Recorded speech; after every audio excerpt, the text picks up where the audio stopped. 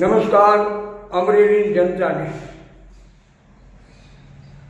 અમરેલીની જનતાના મતોથી ચૂંટાયેલા જનપ્રતિનિધિઓ જેવા કે ભરતભાઈ સુતરિયા, કૌશિકભાઈ વેકરિયા, જનકભાઈ ચડાવિયા, સાવરકુંડલા ધારાસભ્ય કસવાલા, ધારી ખાંભા દેવી કાકડિયાજી, આ તમામને એક એવો પાવર પ્રજાએ આપ્યો છે જેનો સદુપયોગ કરવાની બદલે અત્યારે આ લોકો એ પાવરનો દુરુપયોગ કરી રહ્યા છે પ્રજાની સામે. ભરતભાઈ સુતરિયાએ એક જાહેર મંચ ઉપરથી જનતાને ધમકાવવાનો પ્રયત્ન કર્યો, કૌશિકભાઈના ગુણગાન ગાયા. એક દીકરી નહીં, હવે 2 દીકરી અને 5 દીકરાઓની આ લડાઈ છે. તમે જે જનતાના મતથી જે પ્રતિનિધિત્વ તમને મળ્યું છે ભરતભાઈ સુતરિયા, તમે એનો દુરુપયોગ કર્યો છે અને હવે એ દુરુપયોગ તમને કેટલો ભારે પડશે એ આવનારો સમય નક્કી કરશે. પ્રજાના મતને તમે શું સમજો છો? પ્રજાના મતથી ચૂંટાય અને તમને એક જનપ્રતિનિધિ તરીકે પ્રજા તમને જોવા માગે છે, તમારી પાસેથી સારા કામોની અપેક્ષા રાખવામાં આવે છે અને એ જ જનતાને તમે જ્યારે ધમકાવો છો, શરમ આવવી જોઈએ. શરમ. એક દીકરી માટે કે કોઈ દીકરા માટે બોલવાનો તમારી પાસે સમય નથી, એને ન્યાય અપાવવા માટે તમારી પાસે સમય નથી, તમારા રાજકીય રોટલા શેકવા માટે તમે ગમે તેમ બોલો. માપમાં રહેજો. એટલે ભરતભાઈ સુતરિયા, હવે તમે માપમાં રહેજો. નિચાર તમારી લંબાઈ પ્રમાણે સફેદ કપડાં માર્કેટમાં મળે છે. જનતા હથિયાર હાથમાં લેશે ને તો જોયા જેવી થશે. માટે જનતાને પડકારવાનું બંધ કરી દો. અને અત્યાર સુધી જનતાને હું કહેતો આવ્યો છું, 18 વરણને કહેતો આવ્યો છું, આજ ફરીવાર 2 હાથ જોડી 18 વરણને મારી પ્રાર્થના છે કે જ્યાં સુધી 5 દીકરા 2 દીકરીઓને ન્યાય ન મળે ત્યાં સુધી અમરેલી જિલ્લા સાંસદ ભરત સુતરિયા, લાઠીના ધારાસભ્ય જનક ચડાવિયા, સાવરકુંડલાના ધારાસભ્ય કસવાલા, ખાંભા દાડીના ધારાસભ્ય જેવી કાકડિયા, અમરેલીના ધારાસભ્ય કૌશિક વેકરિયાને જાહેર મંચ ઉપર કોઈ આમંત્રિત ન કરવા, અને જે સમાજ આમંત્રિત કરશે એ સમાજની અંદર મા બેન દીકરીઓ નહીં હોય, એ સમાજ જ એમને જાહેર મંચ ઉપર આમંત્રિત કરશે. જાહેર જનતા જોગ મારી 2 હાથ જોડીને પ્રાર્થના છે 18 વરણને, સંવેદનશીલ સરકારને મારી પ્રાર્થના છે, જેપી નડ્ડા સાહેબને મારી પ્રાર્થના છે, યશસ્વી વડાપ્રધાન શ્રી નરેન્દ્રભાઈ મોદીને મારી પ્રાર્થના છે, અમિતભાઈ શાહ સાહેબને મારી પ્રાર્થના છે કે સમાજના ગુનેગારો બેફામ બની ગયા છે. CR પાટીલ સાહેબના કાર્યકાળ દરમિયાન ભ્રષ્ટાચારે માજા મૂકી છે. દારૂની રેલમ છેલ ગુજરાતમાં છે. આનું કારણ ફક્ત ને ફક્ત CR પાટીલ સાહેબ છે અને આ CR પાટીલ સાહેબની સૂચના વગર શક્ય નથી.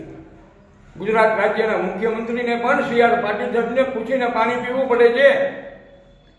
આ પરિસ્થિતિના જવાબદાર CR પાટીલ સાહેબ છે, એ આપ સૌ જાણો છો.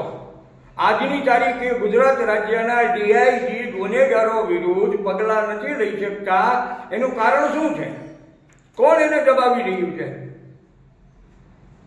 પ્રજા રાજા બની જશે ને તો તમને ખબર પડી જશે તમારી ભૂમિકાઓ શું છે. માટે પ્રજાને સંછેડવાનું બંધ કરો, પ્રજાના હિતમાં નિર્ણય લેવાનું ચાલુ કરી દો. હજી મોડું નથી થયું.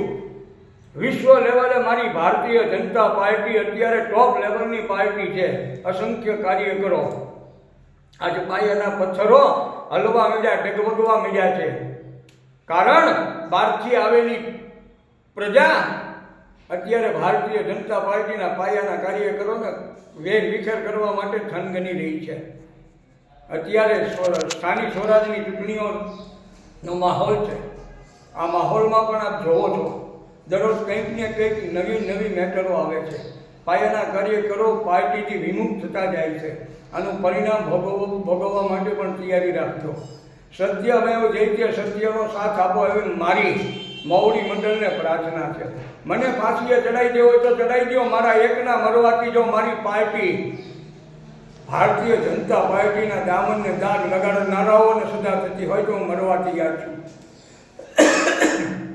જે કલમો લગાડીને ફિટ કરી દો, પણ કોઈ કે તો સાચું બોલવું જ પડશે. ભરતભાઈ સુતરિયા, માપમાં તમે રહેજો. હજી એકવાર કહું છું, જનતાને ખંખેરવાનો પ્રયત્ન બિલકુલ કરતા નહીં.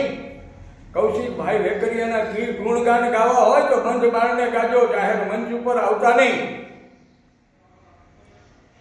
તમને માવો બંધ કરાવવા માટે કૌશિકભાઈ એવું કે માવા બંધ કરી દેજો, નહીં કે હું મારા મોબાઈલમાંથી તમારો નંબર ડિલીટ મારી દઈશ.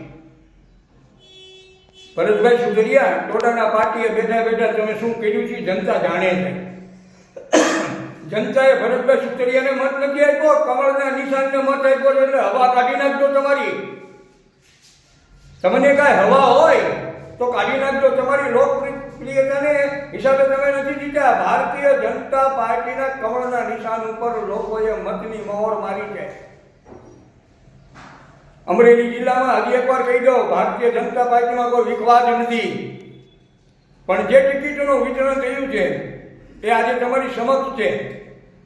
ભરતભાઈમાં શિક્ષણનો અભાવ હતો એ સારી દુનિયા જાણતી હતી, અમરેલી જિલ્લો જાણતો હતો, પણ સંસ્કારોના પણ અભાવ છે એ ભરતભાઈ તમે તમારી જાતે સાબિત કર્યું છે. જે મંચ ઉપરથી તમે બોલ્યા છો એ મંચ ઉપર પાટીદાર સમાજના એક એવા આગેવાન છે કે જે સમાજ માટે અડધી રાતે ઊભા હોય છે, સમાજની સેવા કરે, 18 વર્ષના દીકરા દીકરીઓને ભણાવે છે, ગણાવે છે, દવાખાના ચલાવે છે. એનું નામ લઈને અને તમે ધમકી બેડા શબ્દનો પ્રયોગ કર્યો, પ્રજાને ધમકાવી છે. તમારી વિરુદ્ધ મેં આજ રોજ ફરિયાદ દાખલ કરી દીધી છે લાઠી પોલીસ સ્ટેશનમાં. જો તમારી વિરુદ્ધ કાયદેસરના પગલાં લેવામાં નહીં આવે તો ટૂંક સમયમાં અરવિંદ રાણપરિયા ઉપવાસ આંદોલન કરશે, ચોક્કસ કરશે. માટે હજી એકવાર 18 વર્ષ અને અરવિંદ રાણપરિયાના ચરણોમાં પ્રણામ છે કે જ્યાં સુધી 2 દીકરીઓ અને 5 દીકરાઓ જે નિર્દોષ છે ખરેખર એને ન્યાય ન મળે ત્યાં સુધી ફરીવાર નામ સાથે આપને પ્રાર્થના કરું છું. જેવી કાકડિયા, કસવાલા, જનકભાઈ જળાવિયા, કૌશિક વેકરિયા, ભરત સુતરિયાને 18 વર્ષ કોઈ પણ પ્રસંગોમાં આમંત્રિત નહીં કરે, જાહેર મંચ ઉપર નહીં બેસાડે એવી મારી પ્રાર્થના છે. ગુજરાત રાજ્યના ડીઆઈજી સાહેબને હજી એકવાર મારી પ્રાર્થના છે, સાહેબ તમારી સત્તાનો સદુપયોગ કરો, ગુનેગારો વિરુદ્ધ શ્રી સરકાર ફરિયાદી બની અને આને જેલ હવાલે કરો, આને સરઘસ કાઢો. ત્યાં સુધી તમે દબાણમાં રહીને કામ કરશો. કોનું દબાણ છે? CR પાટીલ સાહેબનું દબાણ છે. તો તમારે ખુલ્લા દિલથી આવી જવું જોઈએ જાહેર મંચ ઉપર. ગુનેગારો વિરોધ પગલાં ભરવા મારી હજી એકવાર 2 હાથ જોડીને પ્રાર્થના છે. જય હિન્દ, જય ભારત, વંદે માતરમ, જય જય ગરવી ગુજરાત, જય ભગવા તારી, વંદે માતરમ.